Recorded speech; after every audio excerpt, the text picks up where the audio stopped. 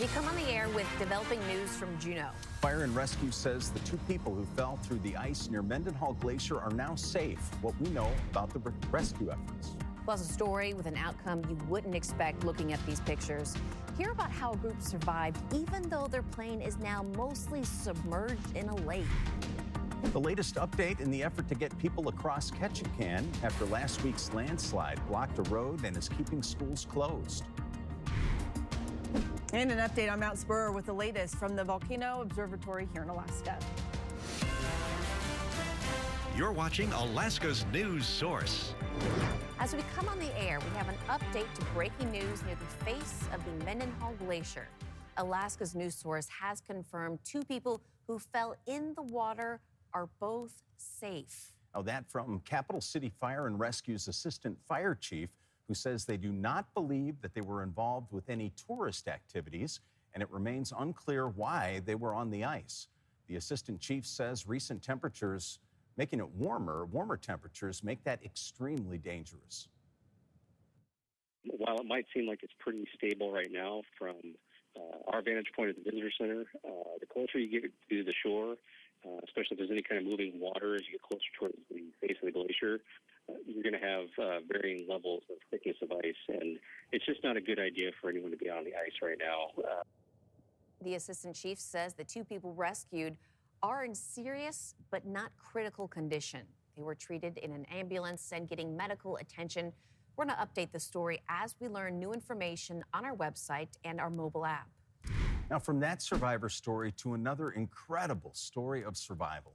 On the Kenai Peninsula, a small plane missing for hours was found mostly underwater this morning with the survivors on the wings of the plane. Now, tonight, that pilot and his two daughters continue recovering. It happened on the ice-covered Tustumena Lake on the peninsula's west side. Now, a search party pilot sharing his amazing picture with Alaska's news source about 10:30 this morning. It shows the pilot and his two daughters waiting for help on the wings of the PA-12 Super Cruiser. The picture was taken about 12 hours after state troopers were told the plane was late to arrive. The Army National Guard rescued them, and they were taken to a Kenai Peninsula hospital with non-life-threatening injuries. A family friend of the pilot's father tells us he's thankful the people stepped up to help. I'm proud of the guys that stepped up and went out and helped out. Yeah, that was awesome. I'm still holding out, waiting to hear all the health reports, all the health updates on his son. I hear the grandkids are good, but his son was hypothermic, so I'm hoping he's still good. A NTSB spokesperson tells Alaska's news source they need to interview the pilot and recover the plane. On our website and our mobile app, you can actually view that picture, and you could hear from the pilot who snapped the photo. The city of Ketchikan's continuing work to restore highway access after a landslide on Thursday. Now take a look at the footage that was shot this morning. Crews worked over the weekend building a single-lane bypass around the blockage. You can see a line of cars kind of trailing there in the distance. The bypass lane was open to the public twice today. People traveling in and out of the city experiencing around 40-minute delays. Schools have been closed. Tomorrow, the city will have two windows for the access lane into the city, one in the morning from 6:30 to 8:30, and the second window in the evening from 6 o'clock to 7:30. The public information officer for the Ketchikan Gateway Borough says that they hope to have a second bypass built to allow unfiltered access into the city. These window closures are to allow CCON to build a second lane to the bypass with the goal of restoring normal traffic flow by Wednesday morning. All right, and schools will continue to be closed until the second bypass has been built. And it was a beautiful weekend across much of the state, including clear skies here in Anchorage. Absolutely gorgeous. The blue skies also allowed for some beautiful views of Mount Spur, which was putting off a little steam. Chief Meteorologist Melissa Fry joins us now. Melissa, does that mean we're closer to an eruption? Not at all, no. The steam that we've been seeing is something that's been ongoing really off and on for the past several months. Is a lot of the signs that we're seeing there on Spur have been ongoing again, even as late as last April.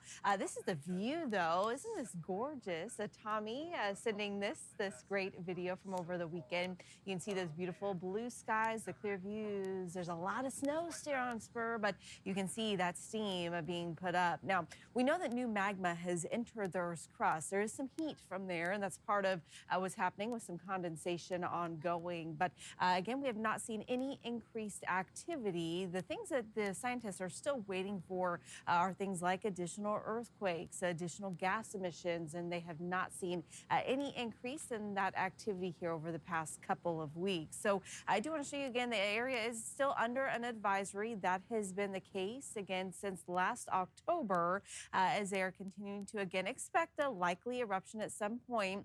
And that new magma has entered the Earth's crust, but we're still waiting again on weeks to months before that would take place. Again, still waiting on the timing. We still don't know how much ash. We still don't know what wind direction we would have at the time. Another thing they're watching very closely are, again, those increased earthquake activities, which we just have not seen this week.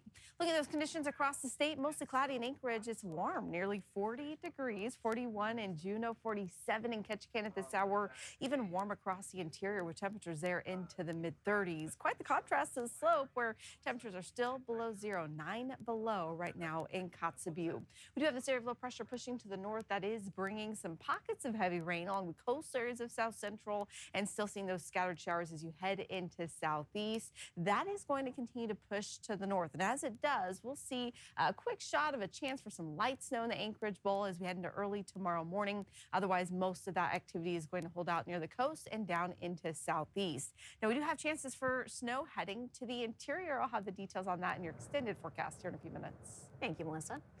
Preparations for an eruption of Mount Spur are taking place across the state. That includes the Don Young Port of Alaska in Anchorage. The port director gave an update today on the port's modernization project. Now, he says the port is concerned about getting ash and electrical equipment, the giant cranes that operate there, and the many pipes and valves that are used to offload and store petroleum at the port. When you get all that dust on it and it gets wet, you've made concrete.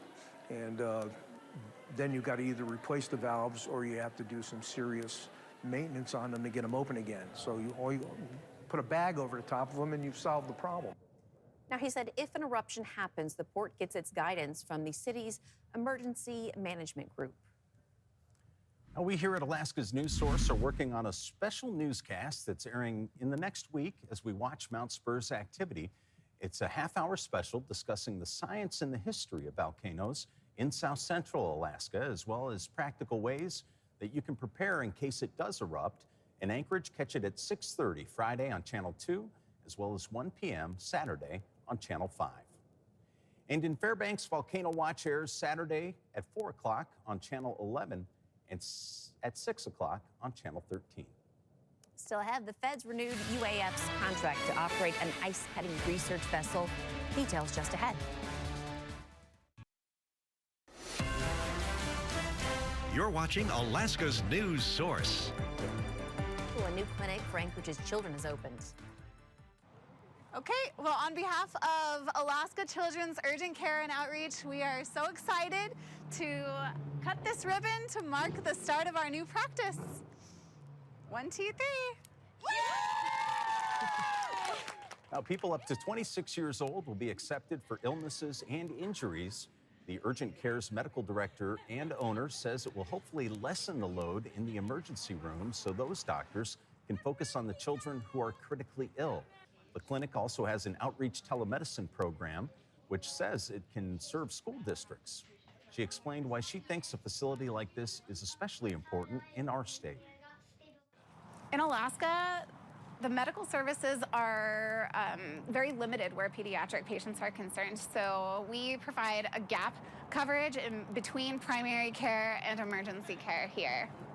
Austin says there will also be traveling clinics which can help children in rural and underserved areas, including people who can't get care through Indian Health Services.